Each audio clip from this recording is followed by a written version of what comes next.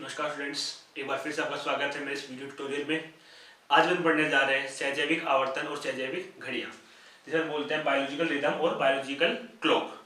अगर हम बात करें जो अपने व्यवहार की, तो अपने व्यवहार में जो बायोलॉजिकल रिदम और बायोलॉजिकल क्लॉक का एक बहुत इंपॉर्टेंट फंक्शन होता है। अगर बात करें सबसे पहले स्टार्ट करें बायोलॉजिकल क्लॉक से, तो अगर अपन बायोलॉजिकल क्लॉक की बात करें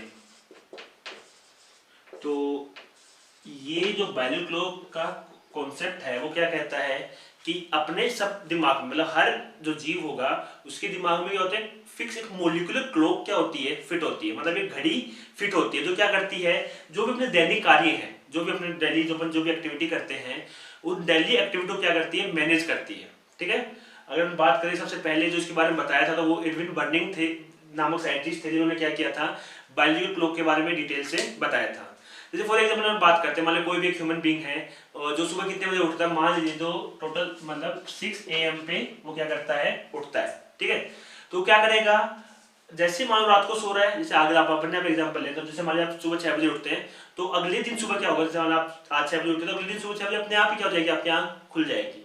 आपको कैसे पता लगा कि 6 बज गए, या फिर आपको कैसे पता लगा आपको 6 बजती है, आपको उठ जाना है। ये सब किसी कारण हुआ, बायोलॉजिकल क्लॉक के कारण हुआ।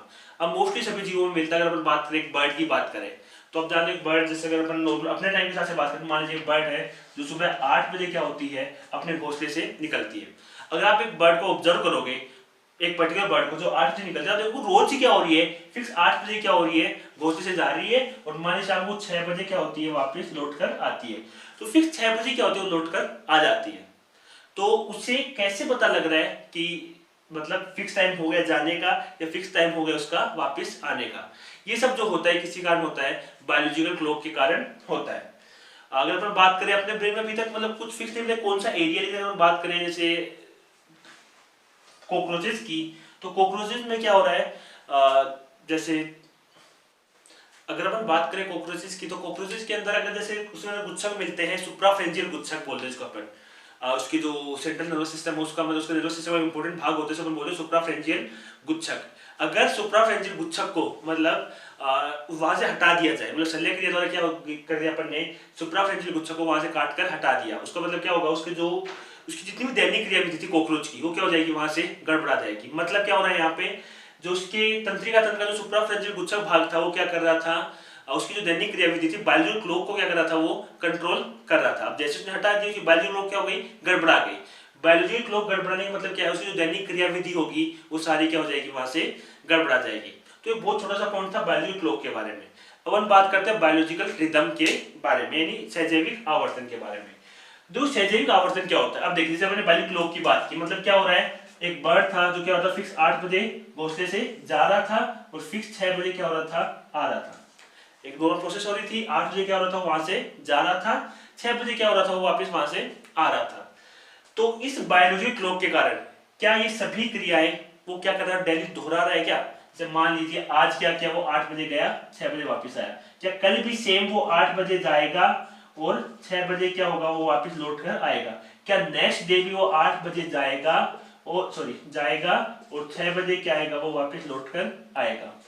तो इस बायोलॉजिकल क्लॉक के कारण क्या वो किसी भी एक क्रिया को, क्या वो किसी भी एक क्रिया को डेली दोहरा रहा है कि नहीं दोहरा, या फिर डेली, या फिर जब भी एक निश्चित समय अंतराल में क्या कर रहा है, दोहरा रहा है।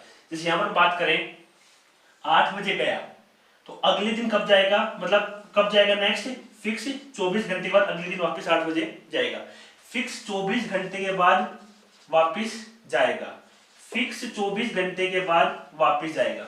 तो घोंसले से भोजन के लिए बाहर जाने की जो क्रिया थी, क्या वो हर 24 घंटे के बाद दोहरा रहा है कि नहीं दोहरा रहा है। तो जानने की सी क्या हो गई, आवृत्ति हो गई। इसे अपन क्या बोलेंगे, सहजैविक आवर्तन। मतलब बायोलॉजिकल क्लॉक के कारण अगर कोई जीव किसी भी क्रिया को एक निश्चित समय अंतराल, यहाँ निश्चित कितना है 24, ये अलग अलग हो सकता है, तो एक निश्चित समय अंतराल के बाद अगर किसी क्रिया को बार बार दोहराता है, तो उसे अपन क्या बोलते हैं, सहजैविक आवर्तन बोलते हैं। तो इस टाइम पीरियड के आधार पर सहजैविक आवर्तन जो होगा उसे नॉर्मली 4 भागों में बांटा गया है। सहजैविक आवर्तन है उसे कितने भागों में बांटा गया है, 4 भागों में बांटा गया है। पहला जो हम बात करते हैं, नंबर 1 है, वो है सिरासीडियन रिदम।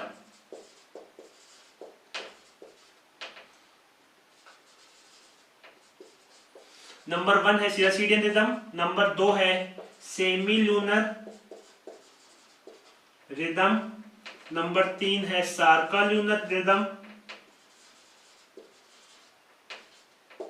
और नंबर 4 है सार्का एनुअल रिदम। और भी बहुत सारे प्रकार की नॉर्मली जो अपन होंगे वो इन 4 प्रकारों के बारे में देखते हैं। पहला है सिरासीडियन रिदम। सिरासीडियन रिदम का मतलब क्या होगा, यहाँ पर जो किसी भी क्रिया को दोहराने की जो आवृत्ति होगी वो आवृत्ति कितनी होगी, 24 घंटे। आवृत्ति कितनी होगी, 24 घंटे। मतलब जीव क्या करेगा, हर एक क्रिया को हर 24 घंटे के बाद क्या करेगा, रिपीट करेगा। इसका एग्जाम्पल हमने देखा, जैसे कोई भी बर्ड है वो क्या कर रही है, घोंसले से भोजन के लिए बाहर जा रही है, तो कितनी बार जा रही है, वो एक बार सुबह जाएगी तो अगले दिन कब जाएगी, अगले सुबह ही जाएगी। मतलब इस क्रिया को कितने घंटे बाद दोहराया उसने, 24 घंटे के बाद दोहराया। तो इस प्रकार का जो आवर्तन होगा उसे हम क्या बोलेंगे, सिरासीडियन आवर्तन या फिर सिरासीडियन रिदम बोलेंगे। नेक्स्ट हम बात करते हैं सेमी ल्यूनर। ल्यूनर जो होता है वो होता है चांद के लिए। तो चांद की एक जो पूरा चक्कर होता है वो कितने दिन का होता है, 30 दिन का होता है। तो अगर हम बात करें तो सेमी का मतलब क्या हो गया, आधा। मतलब अगर कोई क्रिया हर 15 दिन के बाद क्या की जाए, दोहराई जाए, कोई क्रिया अगर हर 15 दिन के बाद दोहराई जाए तो इस प्रकार के आवर्तनों में क्या बोलते हैं, सेमी ल्यूनर आवर्तन बोलते हैं। ठीक है, इस प्रकार आवर्तनों में क्या बोलेंगे, सेमी ल्यूनर आवर्तन। अगर हम एग्जाम्पल की बात करें तो किन जीवों में मिलता है, तो वो जीव मोस्टली समुद्री जीव होंगे, उनके अंदर क्या होगा, ये मिलेगा। अगर बात करते हैं अपन, बात करते हैं ज्वार और भाटे की।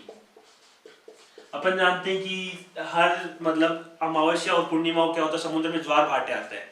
ज्वार क्या होता है, ज्वार मान लीजिए ये समुद्र था, तो समुद्र की सरफेस क्या हो जाएगी, चंद्रमा की गुरुत्वाकर्षण के कारण ऊपर उठ जाएगी। ठीक है, मतलब जल स्तर क्या हो जाएगा, ऊपर उठ जाएगा। भाटे में क्या होगा, जल स्तर क्या हो जाएगा, नीचे हो जाएगा। मतलब ज्वार भाटा क्या कर रहा है, समुद्र के जल स्तर को क्या कर रहा है, परिवर्तित कर रहा है।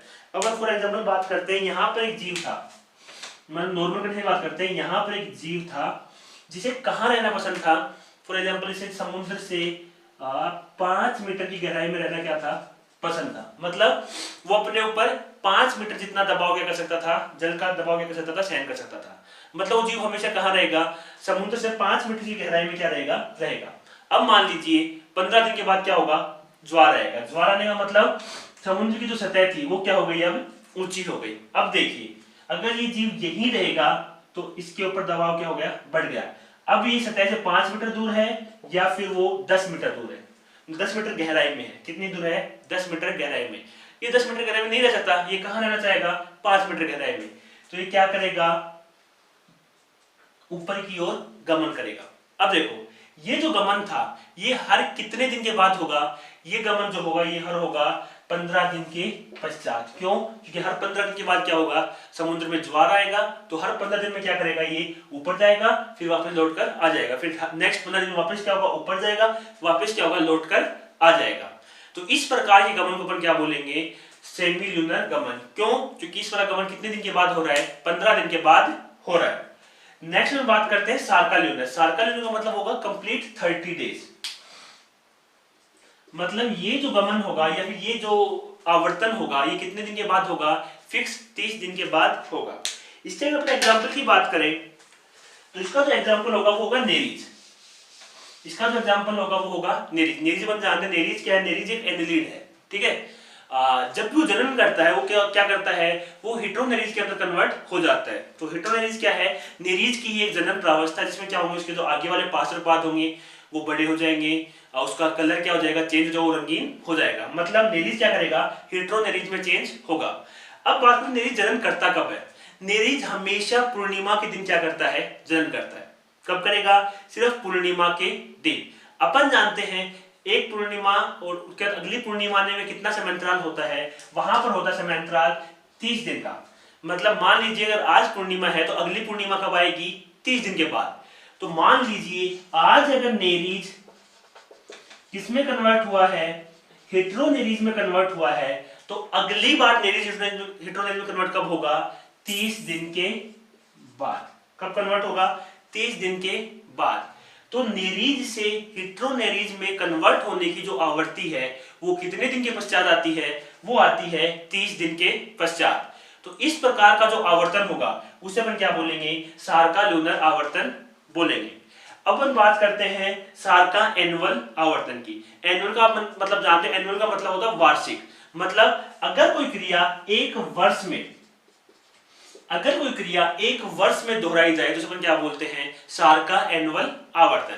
सार्का एनुअल आवर्तन की एग्जांपल की बात करें तो जो नॉर्मली जो ऐसे जीव जो साल में क्या करते हैं, एक बार जनन करते हैं, तो वो जीव किसका उदाहरण है, सार्का एनुअल का उदाहरण है। अब हम थोड़ा एग्जांपल बात करते हैं, अपन जानते हैं प्रवासी पक्षी का उदाहरण लेते हैं अपन। जैसे अपन जानते हैं भरतपुर में घना पक्षी विहार है, जहां पर क्या होते हैं सर्दियों में बहुत सारे प्रवासी पक्षी आते हैं और यहाँ पर आकर क्या करते हैं, जन्म करते हैं। तो फॉर एग्जाम्पल हम बात की कि यहाँ पर क्या हुआ, मान लीजिए अक्टूबर महीने में क्या होते हैं, पक्षी आते हैं और नवंबर में क्या करते हैं, जन्म करते हैं, और वो जनवरी फरवरी में क्या हो जाएंगे, वापस लौटकर चले जाएंगे। नॉर्मल प्रोसेस है, अक्टूबर में आए, नवंबर में जनन किया, जनवरी में क्या हो गए, वापस लौटकर चले गए। अब देखिए ये वहां से आने की क्रिया क्या अगली साल भी अक्टूबर में होगी, क्या अगली साल भी नवंबर में जन्म करेंगे, और क्या अगले साल भी क्या करेंगे, जनवरी में वापस लौट जाएंगे। क्या ये पूरी क्रिया ये हर वर्ष दोहरा रहे कि नहीं दोहरा रहे, मतलब इसकी आवृत्ति कितनी हो गई, 12 महीने यानी पूरा एक साल। तो इस प्रकार की क्रियाएं जो हर एक साल के बाद दोहराई जाए उसे हम क्या बोलेंगे, सार्का एनुअल आवर्तन। तो ये अपना व्यवहारिक बहुत छोटा सा पॉइंट था। हालांकि आवर्तन और प्रकार होते, 6 महीने भी होगा, अलग अलग समय में भी होगा, तो उनको अपन क्या बोलेंगे, वो भी अलग अलग प्रकार के होंगे, लेकिन अपने वहां डिटेल से नहीं देखेंगे। अपन नॉर्मली 4 प्रकार देखेंगे। सिरासीडियन जहां पर आवर्तन कितनी देर में है, 24 घंटे में। उदाहरण पक्षियों का भोजन के लिए निकलना। सेमिल्यूनर आवर्तन किसमें है, 15 दिन में। समुद्री जीव जो क्या करते हैं, ज्वार के साथ गमन करते हैं। नेक्स्ट है अपना सर्काल्यूनर, जिसमें क्या हो रहा है, अपन एग्जाम्पल का लिया नेरीज का लिया, जो क्या हो रहा है, हेट्रोनेरीज में कन्वर्ट हो रहा है, कितने दिन के बाद, हर 30 दिन के बाद। नेक्स्ट अपना है सार्का एनुअल। सार्का एनुअल क्या होगा, जब कोई भी जीव क्या करेगा, पूरे एक साल बाद कोई क्रिया को दोहराएगा। अपने उदाहरण किसका लिया, प्रवासी पक्षियों का लिया, जो क्या करते हैं, हर साल जन्म करने के लिए यहाँ आते हैं। कितने समय बाद दोहराते हैं इस क्रिया को, 1 वर्ष के बाद दोहराते हैं। तो ये था अपना बायोलॉजिकल रिदम और बायोलॉजिकल